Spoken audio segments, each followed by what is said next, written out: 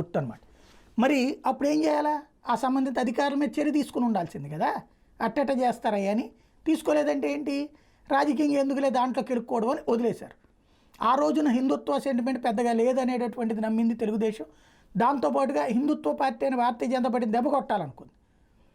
కానీ వాళ్ళు సద్వినియోగం చేసుకోలేకపోయారు. ఆ రోజున కనుక ఈ పని చేస్తుంటే చంద్రబాబు నాయుడు ఆ రోజున హిందుత్వవాదులు అటుకి పూర్తిగా వచ్చి ఉండేవాడు. ఆ రోజున హిందుత్వవాదులు కూడా వ్యతిరేకించారు కదా చంద్రబాబు ప్రభుత్వాన్ని. 2019లో అది ఉపయోగపడి ఉండేది. ఆ రోజున జగన్ సీరియస్గా చూస్తే ఆ కాన్సెప్ట్ వాడుకోలేకపోయారు చంద్రబాబు. నాడు లాస్ అయినటువంటి దాన్ని నేడు వాడుకున్నారు. లేకపోతే చంద్రబాబు నాయుడు ఇట్లాంటి హిందుత్వ డైలాగులు ఎప్పుడన్నా చూసాం మనం ఇంతకుముందు? ఇంత సీరియస్గా భారతీయ జనతా పార్టీ కంటే ఇదిగా మాట్లాడేటటువంటిది ఇంతకుముందు ఎప్పుడు చూడలేదు కదా. కాబట్టి ఇప్పుడు ఆయన దాన్ని సద్వినియోగం చేసుకున్నారు. చంద్రబాబు నాయుడు వేసిన ట్రాప్లో జగన్మోహన్ రెడ్డి పడ్డారు. ఓకే అండి, బాబు గారు ఒక బలమైన అస్త్రం బయటికి తీశారు హిందుత్వం అనేది.